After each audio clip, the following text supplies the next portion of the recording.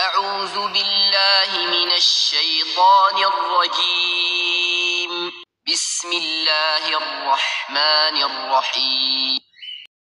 إذا زلزلت الأرض زلزالها وأخرجت الأرض أثقالها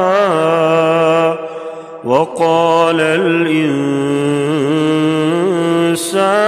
ما لها يومئذ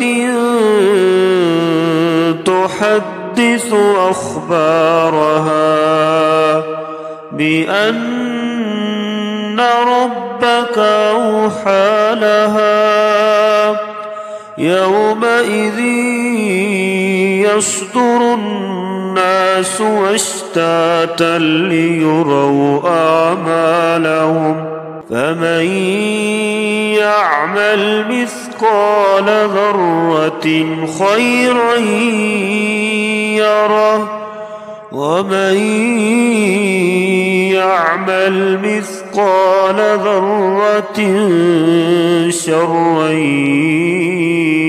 يره.